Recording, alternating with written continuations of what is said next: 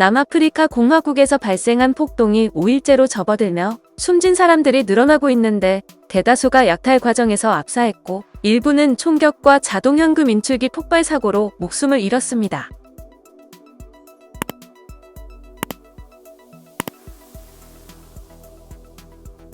이번 폭동은 부패 혐의로 조사를 받던 제이컵 주마 전 대통령이 수감되자 그의 지지자들이 반발해 지난 9일 시위를 벌인 것이 시발점이었지만 시위는 폭동으로 번져 전국 곳곳에서 대규모 약탈 사태가 일어나고 있습니다.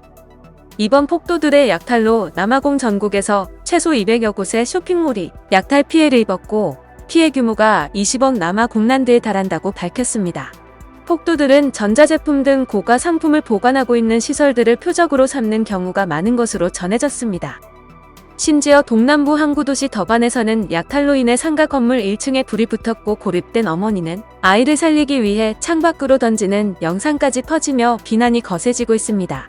상가 아래에 모여있던 10여 명의 시민들이 합심해 아기를 무사히 받아냈고 아기 엄마로 보이는 여성도 뒤이어 구조돼 아기와 재회했습니다. 더반 산업단지에 위치한 LG전자 TV 사업장은 무장 폭도들의 습격을 받았으며 이들은 전자제품들을 약탈해간 데 이어 오후에는 다시 공장에 방화까지 일어나 전소됐습니다. LG전자 관계자는 인명피해는 없으며 물적 피해는 현재로서 정확한 추산이 어렵다고 밝혔습니다. 더반 사업장 규모는 한 개 생산 라인을 운영하며 TV와 모니터를 생산해 남아공 현지에 판매해왔습니다. 삼성전자 역시 물류창고가 약탈과 방화 피해를 입은 것으로 확인됐습니다. 이 창고에는 삼성전자가 현지에 판매하는 전자제품들이 보관되어 있었습니다. 사상자는 없으며 구체적인 경제 피해 규모는 아직 파악되지 않았습니다. 한국인이 운영하는 가발 공장과 인쇄 공장이 이번 폭동으로 약탈이나 방화 피해를 당한 것으로 알려지면서 주남아공 한국 대사관은 교민들에게 불필요한 외출을 최대한 자제하고 신변 안전에 각별히 유의해달라고 당부했습니다. 남아공은 현재 델타 변이 바이러스가 주도하는 제3차 감염 파동의 한가운데 있습니다.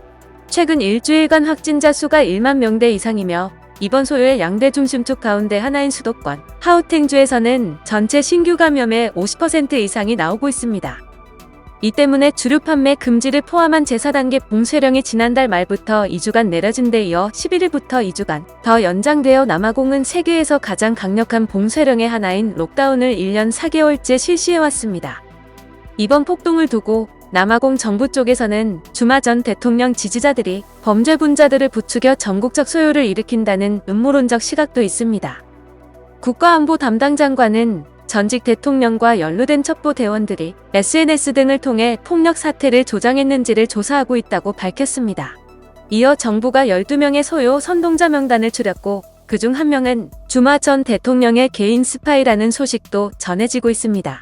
앞서 주마 전 대통령 지지자들은 그가 구금되면 나라를 통치불능 상태로 만들 것이라고 경고한 바 있습니다. 영상을 시청해주셔서 감사합니다. 여러분의 좋아요, 구독은 큰 힘이 됩니다. 지금까지 뉴스킹이었습니다.